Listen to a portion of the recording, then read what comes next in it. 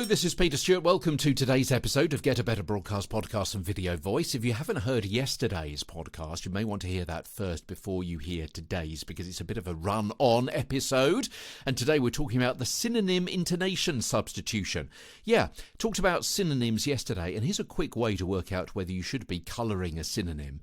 You simply put into effect the Synonym Intonation Substitution. That is, take a word or phrase that you think may be a synonym for something you've already said and replace it with the first mention.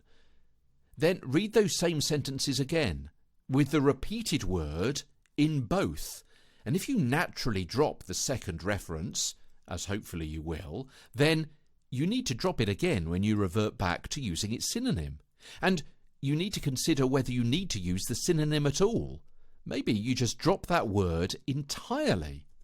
So let's give you an example of how this may work in practice. We've got the story that you'll see in the show notes today. Here it is. A man's been stabbed on Epsom Common. He was attacked as he walked on wasteland near the Wells estate. I've said that quite flat for you because we're starting from a base level. I don't want to put the intonation in too early on, so you can see how we kind of build this all together. So let's go back to what we were talking about yesterday for that first sentence. What is new information? Because what new information we lift.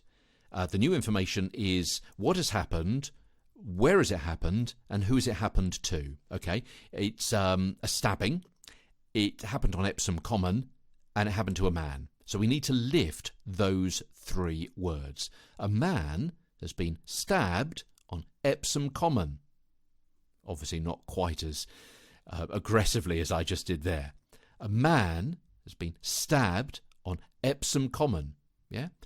What's happened? Where has it happened? Who has it happened to? We're just going to be lifting those three parts of the sentence that give those three bits of information. Let's look at that second sentence with the same story.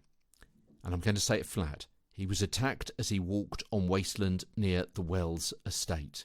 You may think, do I need to lift the word wasteland? It's kind of new. Is it a synonym for Epsom Common?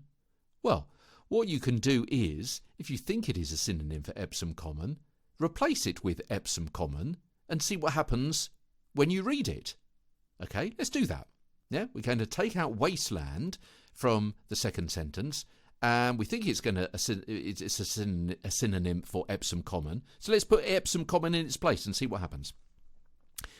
A man's been stabbed on Epsom Common. He was attacked as he walked on Epsom Common near the Wells estate. No, that sounds wrong, doesn't it? Yeah, it sounds wrong. So, do I need to lift wasteland? No, I don't, because it's a synonym.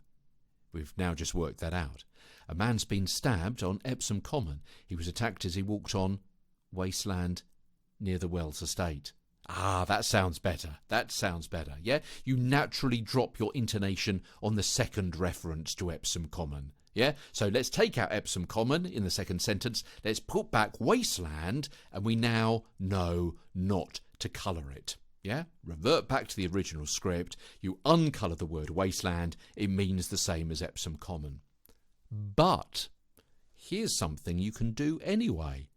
If you're going to be dropping the word wasteland in your intonation, consider, do you need to use it at all?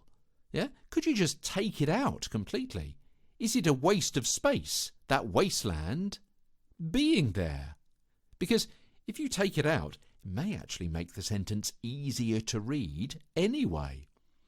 Let's try that. We're going to change a couple of other words, but essentially we're going to be taking out the word wasteland. A man's been stabbed on Epsom Common. He was attacked as he walked near the Wells estate. All we've done is we've taken out the word wasteland. Yeah?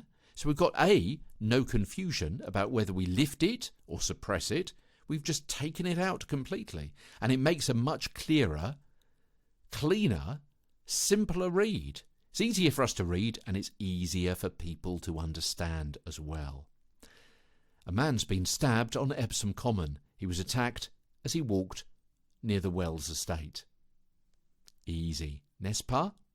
And you can try it yourself with a bit of copy that I've put in the show notes as well. And that's today's episode of Get a Better Broadcast Podcast and Video Voice. Any questions? Get in touch. On Twitter, I'm Tweeter Stewart, TWEETERSTEWART. In real life, Peter Stewart. From London, I'm back tomorrow with more.